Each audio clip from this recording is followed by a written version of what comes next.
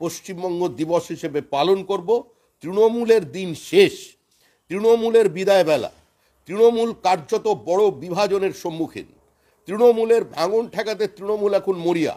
তৃণমূলের বিভিন্ন জায়গায় সীমাহীন দুর্নীতি, তার থেকে চোখ ঘুরিয়ে রাখবার জন্য হঠাৎ এই অপ্রাসঙ্গিক বিষয়কে প্রাসঙ্গিক করবার একটা অপচেষ্টা তারা চালিয়ে যাচ্ছে। কিন্তু পশ্চিমবঙ্গের রাজনীতি সচেতন মানুষ, যারা ঐতিহাসিক আছেন, যারা এই ঘটনার সঙ্গে যুক্ত, সমস্ত রবীন্দ্রপ্রেমী মানুষজন, তারা তাদের এই প্রচেষ্টাকে ব্যর্থ করবে। রাজ্য সঙ্গীতের সময় উঠে দাঁড়াতে হবে সকলকে, এমন একটা কথা। কোনো গানের প্রতি কেউ যদি শ্রদ্ধা পোষণ করতে চায় তিনি উঠে দাঁড়াবেন, কিন্তু এটা তো কার্যত ভারতের জাতীয় সঙ্গীতকেই চ্যালেঞ্জ করা হয়েছে। এটার সঙ্গে রাজ্য সঙ্গীতের কোনো প্রশ্ন আসে না। কর্পোরেটের থিম সং চলে, তো এরকম বিভিন্ন ক্লাবের গান টান আছে, তো এটা অনেকটা সেই রকমই নিয়ে আসছেন ব্যাপারটা। এটা তো কার্যত রবীন্দ্রনাথকেও অসম্মানিত করা হচ্ছে। একই ব্যক্তির দুটি গান, একটি জাতীয় সঙ্গীত এবং আরেকটি বাংলা সঙ্গীত, এটা কোনোদিন কোনো সুস্থ সমাজে, স্বাভাবিক সমাজে হয়েছে বলে অন্তত পৃথিবী। বাংলায় বিকল্প রাজনীতি তো প্রয়োজনই আছে।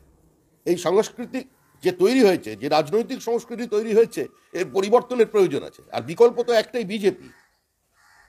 তৃণমূলকে প্রত্যাখ্যান করতে হবে, তৃণমূলকে সর্বস্তরে না বলতে হবে, বিজেপিকে ক্ষমতায় নিয়ে আসতে হবে। এই পরিবর্তন রাজ্যে আসু প্রয়োজন, এটাই বিকল্প রাজনীতি।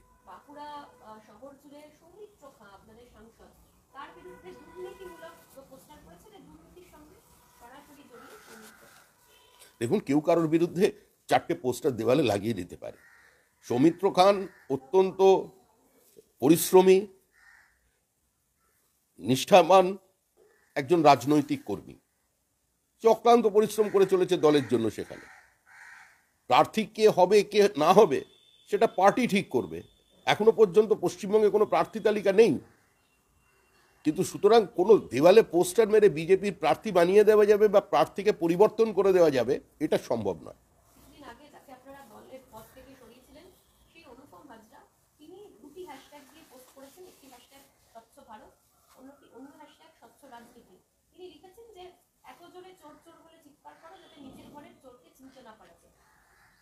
উনি যেটা বলেছেন সেটা মানুষ শুনেছে, মানুষ দেখেছে, দলও দেখেছে। সেটা নিয়ে দল বিবেচনা করবে। এই নিয়ে কিছু বলার থাকলে আমাদের দলের রাজ্য সভাপতি ডক্টর সুকান্ত মজুমদার, তিনি বলবেন। 4% ডিএনএ খুশি নয় সংগ্রামী যৌথ মঞ্চের অবস্থান বিক্ষোভকারীরা। 4% ডিএ নিয়ে কেউ খুশি নয়, কেউ উচ্ছিষ্টভোগী হতে চান না। সরকার প্রতারণা করেছে ডি আন্দোলনকারীদের সঙ্গে, রাজ্য সরকারি কর্মচারীদের সঙ্গে, পেনশনভোগীদের সঙ্গে। এই সরকারের কেন্দ্রের হারে ডিএ দেবার ক্ষমতা নেই। নতুন সরকার এলে কেন্দ্রের হারে রাজ্য সরকারি কর্মচারীরা ডিএ পাবেন।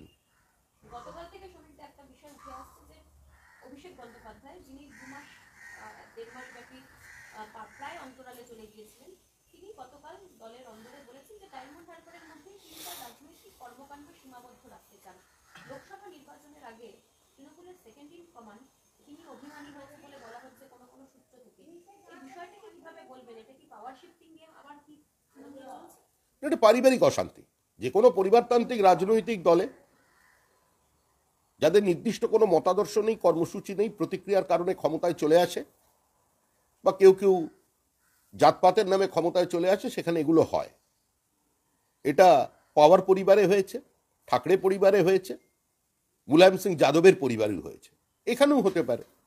কিন্তু যেটা আরো গুরুত্বপূর্ণ সেটা হলো প্রতিদিন মুখ্যমন্ত্রীর অথরিটি, যিনি দল তৈরি করেছেন, দলের জন্ম দিয়েছেন, তার অথরিটিকে চ্যালেঞ্জ করা হচ্ছে।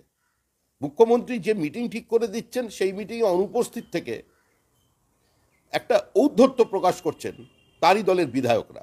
সেটা স্পষ্ট এটা যে তৃণমূল কংগ্রেস আজকে কোন জায়গায় এসে দাঁড়িয়েছে।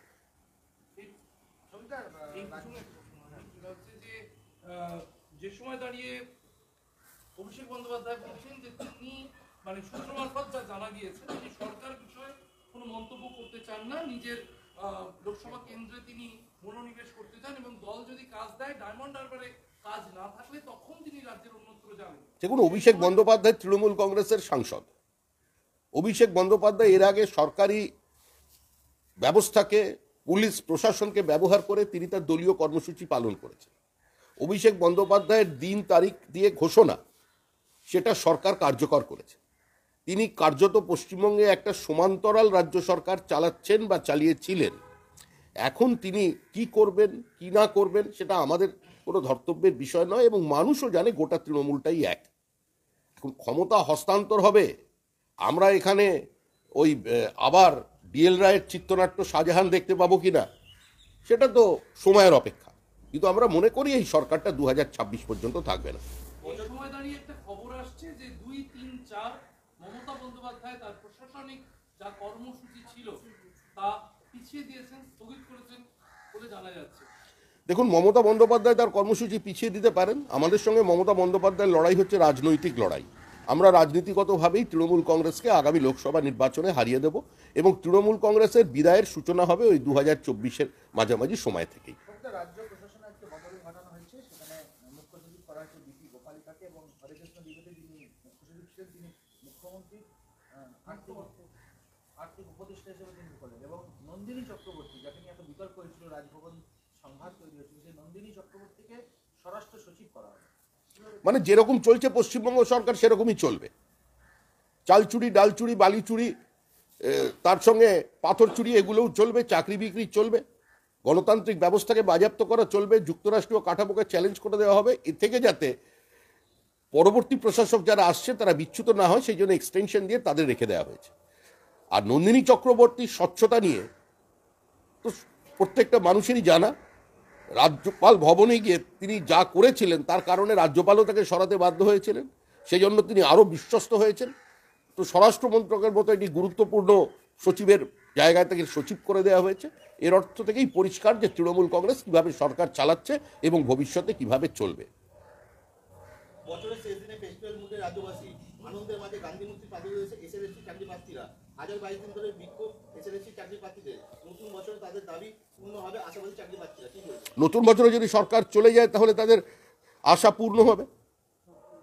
আমরা এখনো বলছি 2026 পর্যন্ত তৃণমূলের সরকার চলবে না, কারণ এই সরকারের সরকারি কর্মচারীদের ডিএ দেওয়ার ক্ষমতা নেই। যাদের মেধা প্রতারিত হয়েছে, যাদের মেধাকে বাজারে আলু পটলের মতো বিক্রি করে দেওয়া হয়েছে, তাদের সুবিচার দেওয়ার মতো অবস্থা নেই।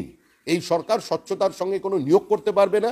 এই সরকার কোনো সমস্যাকে সরাসরি অ্যাড্রেস করতে পারবে না। কখনো বাড়িতে ডাকবেন, কখনো অফিসে ডাকবেন, ডেকে প্রতিশ্রুতি দেবেন, তারপরে যারা বৈঠক করবেন তারা বলেছিলেন আমার ইচ্ছে ছিল না বসার। এভাবে মানুষের আবেগের সঙ্গে, তাদের চোখের জলের সঙ্গে প্রতারণা করা হচ্ছে। আরও এক তৃণমূল বিধায়কের আয়কর নোটিশ।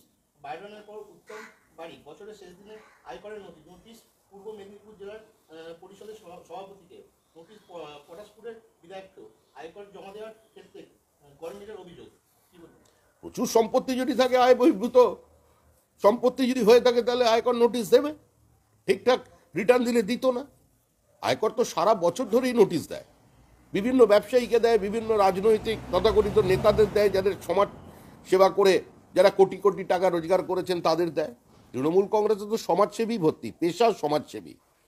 সম্পত্তির পরিমাণ 22 কোটি, এটাই তো চলছে। মাওবাদী সন্দেহে গ্রেপ্তার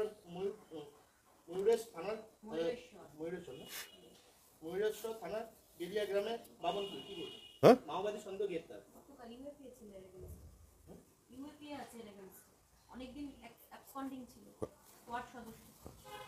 দীর্ঘদিন ধরে তাকে প্রশাসন খুঁজছিল, তাকে গ্রেপ্তার করেছে। তৃণমূল কংগ্রেসের ভ্রান্ত রাজনীতির কারণে, তৃণমূল কংগ্রেসের প্রশাসনিক ব্যর্থতার কারণে এবং তৃণমূল কংগ্রেসের ক্ষণিকের রাজনৈতিক সুবিধা পাওয়ার কারণে আজকে নতুন করে মাওবাদীরা জঙ্গলমহলে রিগ্রুপিং করা শুরু করে দিয়েছে। ঠিক আছে।